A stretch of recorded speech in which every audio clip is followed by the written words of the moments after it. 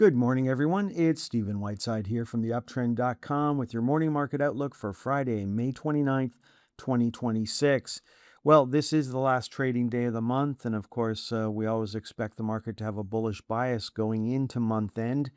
This morning in the pre-market, stock index futures are slightly above fair value. We've got crude oil continuing to trade lower. It is now trading below $90, and that is certainly helpful for the stock market. At the same time, we've got gold up $32 and change in the pre-market this morning. So crude oil down, gold up. A mixed picture for the Canadian market on Friday. Now, yesterday we saw Snowflake, a software stock, up over 36% on the day. Today we've got Dell trading higher in the pre-market. It's up $120, $125 in the pre-market this morning. So congratulations if you're long Dell. Now, yesterday, we had something interesting happen in the group of sector ETFs that we follow, the basket that we follow. On Wednesday, it was the drone ETF was the best performing sector ETF that we follow. And what do you know? Yesterday, it continued to be the best performing sector ETF that we follow, and it was up over 14% on the day. So huge move for drones on Thursday. Now, on Friday mornings, I like to print off some weekly charts just to get a summary of how we're doing so far. And so far, the VIX is down over 5%. That's supportive for higher stock prices. The Dow is up ever so slightly this week. A lot more strength in the S&P 500, even more strength in the NASDAQ, and that's on the back of semiconductors continuing to move higher.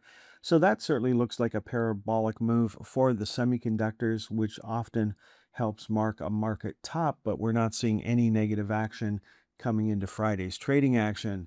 Looking at the Canadian market, the TSX up ever so slightly. We've got a pullback in the banking sector, financials down 0.75%.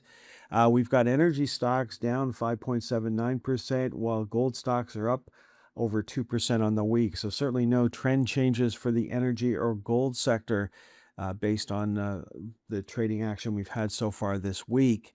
Now, gold itself is down 0.25%. Looking at the GLD, looking at the USO, we're down over 7% on the week for crude oil, and we're certainly trading below the previous week's low. Now, moving on to daily charts, the VIX moved down yesterday. Still on a sell signal here. That's supportive for higher stock prices. We talked about Bitcoin yesterday. Both Bitcoin and Ethereum continue to move lower. And while the droids were the best performing sector in the sector watch that we have, it was the CoinDesk ETF was the worst performing sector ETF on Thursday. Now, yesterday we were talking about banking stocks, and we did see the bank ETF pull back to the lower channel line yesterday. That a lot of that weakness had to do with CIBC, which was down over 5% on the day, certainly back on a daily sell signal. Looking at the U.S. Market, we had bank stocks down ever so slightly, so we're trading in the channel right now. We could see a sell signal on Friday. We've got Bank of America closing right on the lower channel line yesterday, so any lower close on Friday would generate a sell signal for Bank of America. Moving on to the major index ETFs, and we've got no trend changes here from Thursday's trading action. There's the iShares for the TSX 60 bouncing off the lower channel line. Ending the day up a penny, while the Vanguard Canada ETF was up at 19 cents on the day. So certainly we could see sell signals on Friday in both of these if the market wants to head lower. Looking at the Vanguard Total Market ETF in New York, a new high yesterday. The Dow stuck here. It broke through 500, ran up to the next target, and we've spent 4 days trying to break through that level. If we can, then 515.63 is our next target. Looking at the SPY, we're trying to get to 765.63. We're still stuck trying to break away from the $500 level. Looking at the NASDAQ 100, we're still trying to get to 750. That is still doable. For the Russell 2000, the iShares are trying to get to 296.88. And then for the SMH ETF for the semiconductors, we're trying to get to 625. Next up, let's take a look at the TSX Most Active, starting with Enbridge. Enbridge is back on a sell signal as of Thursday's close. Looking at Manulife, we're back on a sell signal as of Thursday's close. Then looking at Hive, we made a new high yesterday, trying to break out above 625. We got as high as 627. And so if you had an order in up there, it got filled. Next target to the upside is 664. Then looking at BlackBerry, BlackBerry made a new high yesterday, trying to break out above 1250. We got as high as 1247. So as you would expect, we've got sellers coming in up at the 1250 level, giving us a high of 1247. And if you had an order in just below 1250, congratulations, it got filled. Canadian Natural Resources still on a sell signal, no change for Whitecap. TD Bank, no change there, still trying to break away from the 156.25 level. 162.50 is our next target to the upside for the TD Bank. Looking at Suncor, no change in trend there, no change in trend for Baytech. Keel Infrastructure made a new high yesterday, hit the 781 target.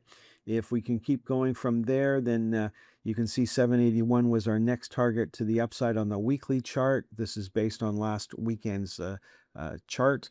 And you can see that above that is 938. And you can see that we did not hit 938 back in the fall of 2025. And so we found sellers up at that level. And that's what you should expect once again if we get up to the 938 level.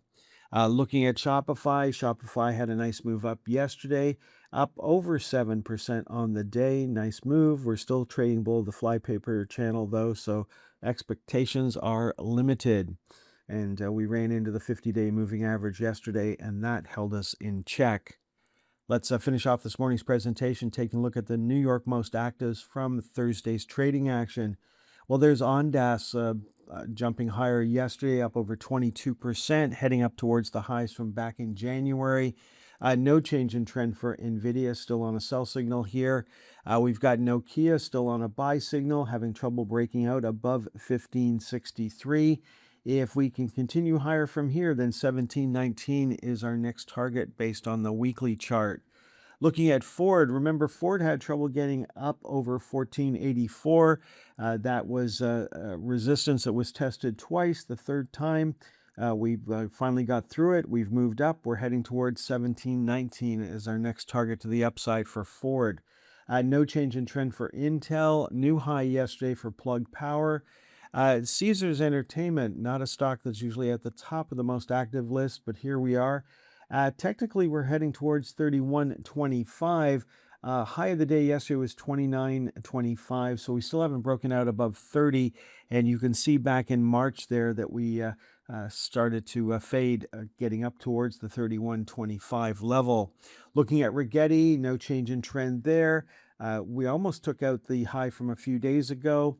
We're trying to break out above 28.13. We haven't hit that target yet. You may have got an order filled a couple of days ago, and if we can break out above 28.13, then 31.25 comes into play.